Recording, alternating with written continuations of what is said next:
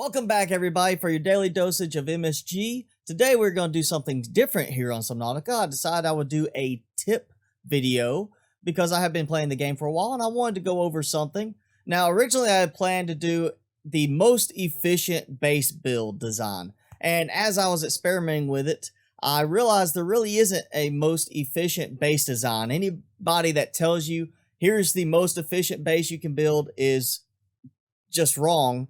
It's their opinion, but I can tell you right now, there is no most efficient base design because everybody has a different need. You may want your base to be a remote outpost just for charging your power cells and batteries. You may want it to be a starter base. You may want a base where you can hop between different locations just in the sea moth because you don't like driving the Cyclops. It's really different for everybody. But there are three things that are critical, I feel, in designing a base and making sure it's efficient. First being power. Without power, you have no oxygen production, you have no water being pumped out, nothing like that. Second is food and water production, because you do need a way to eat and drink to survive. And third is your actual production itself, whether it is fabrication of materials, recharging power cells and batteries while you use them for your tools and vehicles. It doesn't matter, but you got your production aspect. And then you can always say, as a fourth aspect, storage. Depends on how much storage you have. So first, we're going to look at this with those three concepts on this first design I've got here. And this is a starter base design. You can see it is a single multi-purpose room. It is one hatch. I've got a whole complement of solar panels, and you see I'm getting a pretty good charge because I'm fairly close to the surface, just outside the safe shallows. And inside I have some storage, and then I have my fabrication, medical kit fabrication, do have communications for moving the storyline forward, battery charging, power cell charging, and then food and water production. Now, I'm not a fan of the water purifier. I like instead focusing on using plants for that. My first choice is the marble melon. Second choice and third choice are the bulbo tree and the Chinese potato. Okay, so I am now switched to survival mode, and I'm going to show you. I am at 72, and you see 22 to food, 15 to H2O level for eating that. Now, if I do the same for the bulbo tree, I get a sample. I get 3 food and 10 hydration. So if you are going to stick with something like that, you will want to complement with a better food source. And you can see this is kind of the opposite. The Chinese potato gives you 15 for food, but 3 for H2O. So each of these will work. Now, as long as you don't eat a lot of these too rapidly, I have never had one of these disappear on me from over harvesting. However, the bulbo tree will eventually, if you don't run out of room first, eventually it will run out of, I guess, samples. Blood loss detected. There you go. So eventually you will have to replant it, and then at that point wait for it to grow back. Now I've got fast grow on, so I can get it back and going. But as you can see, efficiency wise, marble melons are the best way to go. And of course, when you're first starting out, you're not going to have access to that. You're going to be scavenging fish from around the area. So, any fish you can find, and bladder fish are going to be crucial to you, because bladder fish will provide you a way to get water. You can also cook them. However, I still prefer, once you can get to the floating island, to get marble melons and bring them back for use in your base. Okay, so that was most efficient base design for a starter base. Now I have the most efficient base design for all around, do whatever kind of base. It's 5 floors. Welcome aboard, Captain. And as you can see, first floor I come in and I decide to put the hatch at the top. You can put it at the bottom, wherever you want to do it. However, when you see my full design, you'll realize why the hatch is at the top. But I have my fabrication area. I've got 2 power cell chargers and a battery charger, so I can do a lot more. And of course, modification station and my always necessary vending machine.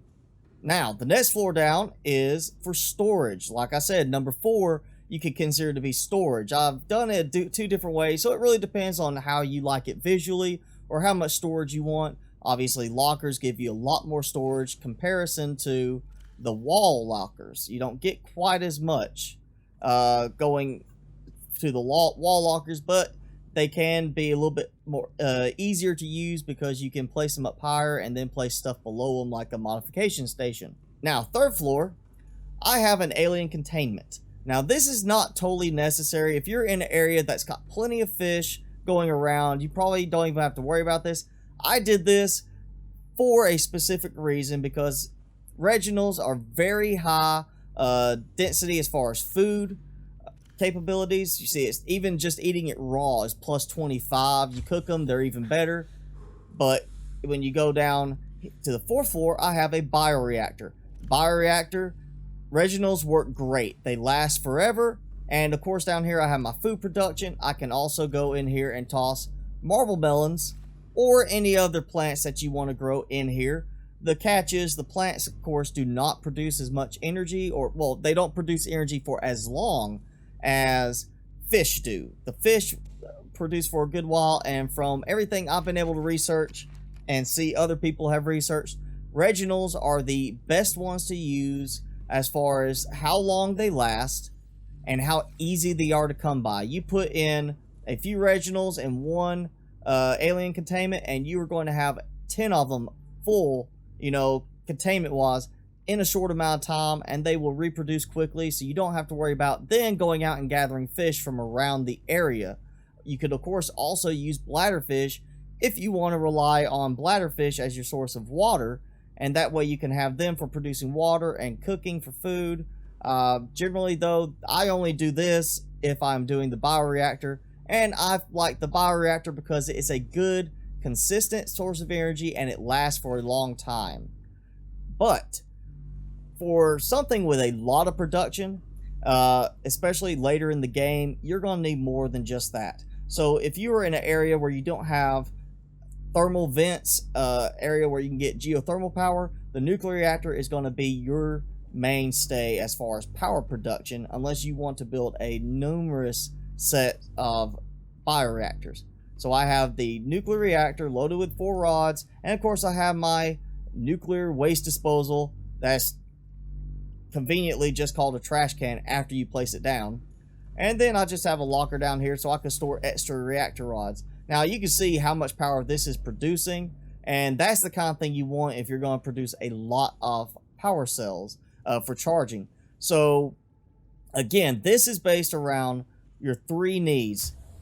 The 3 needs being your power production, which I have the bioreactor and the nuclear reactor, food production, which is marble melons, and then your actual production itself, which is the fabricators and the power cell chargers and battery charger. So if I was doing this as a remote base, someplace that I didn't have to worry about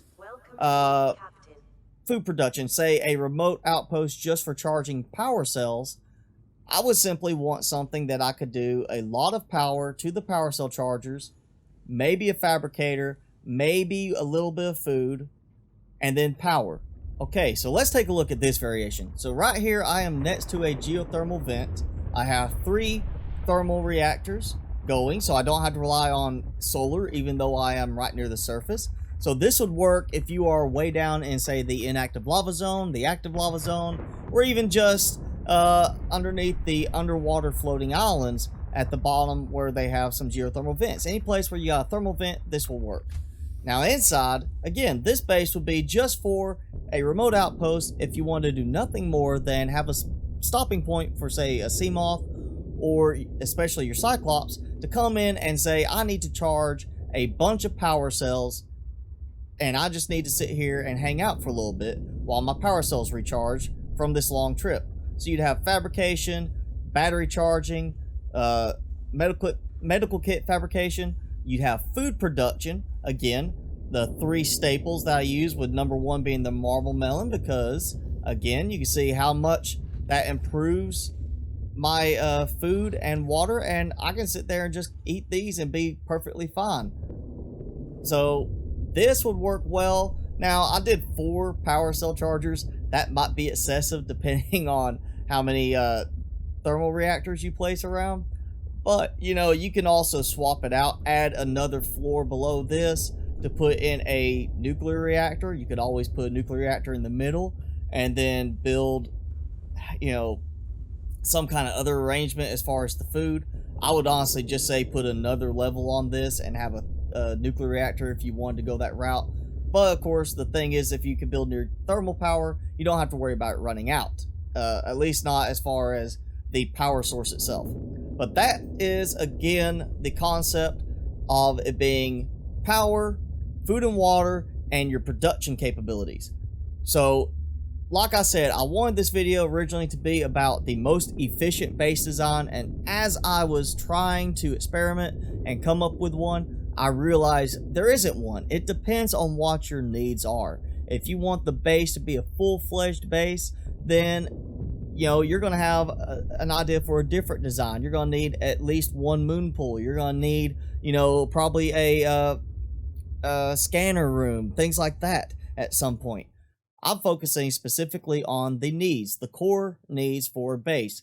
What would make the base most efficient by simply focusing on what you need for that. So in this case, we have 3 bases. We have the starter base, which gives you food, water, power, and production capabilities. We have the bigger, more fleshed out base that gives you the same thing of power through a bioreactor and a nuclear reactor. You have food in large quantities between the regionals and the alien containment, and along with your food production from the planters. And then you have a large amount of production capabilities up top, along with storage capability. And in this case, for a third design where you have just a remote outpost where you need to go and simply stop to charge some power cells for your Cyclops, that is where your main point of operations is, then, you know, this works well. You have a single room, you have some power, you have food, and then you have your production capabilities in the form of power cell chargers, battery chargers. So it really depends, again, on what your needs are for your base design. But for you to find the most efficient base design, what's going to work best for you, if you follow these 3 principles of first, what kind of power are you going to need to power everything you're going to do? How much food and water production are you going to need, and how are you going to implement it? And then what kind of production do you actually need to be able to do at this base? Is it just for fabrication? Is it for charging your power cells? Is it for modifying your vehicles? Going with those concepts, and then the fourth being, you know, if it's a storage location, how much storage do you need, kind of thing. That will let you adapt to any situation you come across where you design a base and you can say, well, I don't need to be able to fabricate anything, but I need to be able to make, you know, a pit stop here and charge my batteries. Then you don't have to worry about building a fabricator for the base. You may not even have to worry about building food for the base, because if you're just going to stop in and have all your food on the Cyclops, you wouldn't even have to worry about that. So again, the idea of a perfect, efficient base design doesn't really work in this case. You have to focus on what the needs for the base are, and then go around how efficient can you implement those needs by following the, you know, principles I put here: power, food and water, and then production capabilities, with storage being the last one to worry about if you actually need storage or not. Okay, everybody, that's it for today. Thanks for watching. If you enjoyed this episode, be sure to hit the like button and hit subscribe, and tick that notification bell so you can keep up with my content during the week. You can also follow me on Facebook and Twitter to keep up with everything. And if you enjoyed this video and this kind of video, be sure to leave a comment below and let me know. And as always, thanks for watching. I will see you guys next time.